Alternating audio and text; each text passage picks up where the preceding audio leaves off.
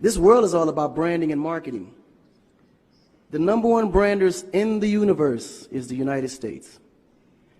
They made United States seem like it's the best place in the world to be. It's the land of the free, home of the brave. I go there to find and chase my dreams. We have to be able to tell our own stories. Directors, filmmakers, entertainers, it's going to be clearly, and the press, it's going to be your job to redefine how people think about Africa.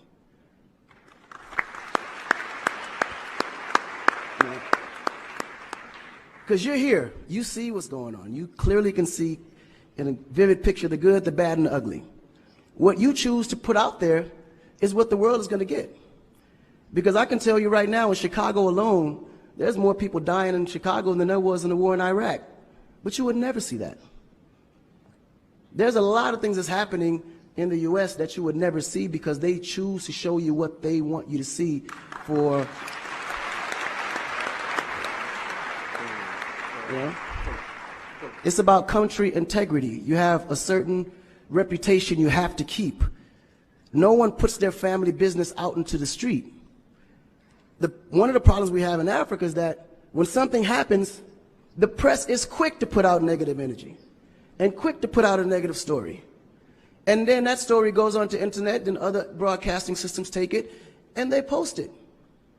So when you look at places like Kenya, for instance, that I know of, maybe what, 2 terrorist attacks? But it was everywhere.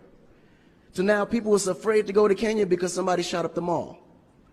But then when you look online, there was over 25,000 attacks in the US, but you only knew about maybe 5 or 6. So we have to really rebrand. And then when you look at how the world perceives Africa, they're right. You know, you see zebras, lions, tigers, bears. Oh my. You get to the point where you think Africa's just a big jungle.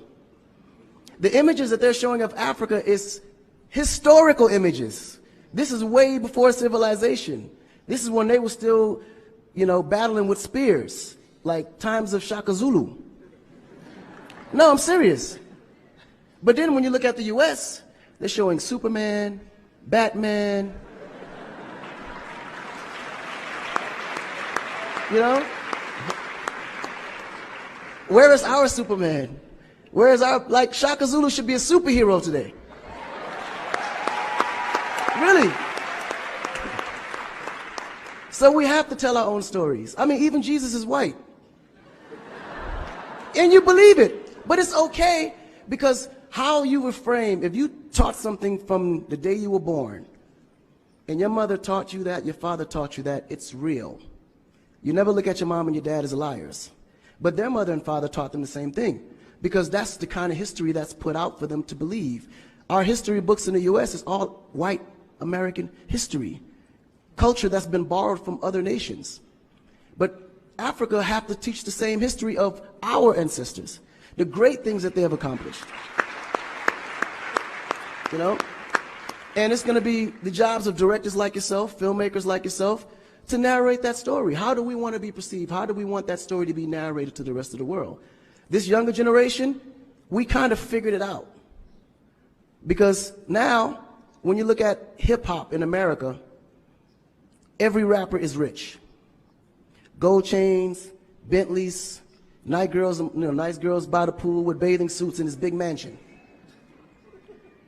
And then, when the video's over, they get on their phone and call an Uber. They don't even come in the Bentley that you just saw in the TV. But you go to Nigeria, we got Wizkid, Davido, P-Square, all these guys driving a Bentley, Mercedes. They actually own those cars. That's the difference. But if we don't translate that, they will never know. They think we're going to leave the shoot and go home on a horse or a zebra. Because that's what they know. This is why African Americans are so afraid of Africa.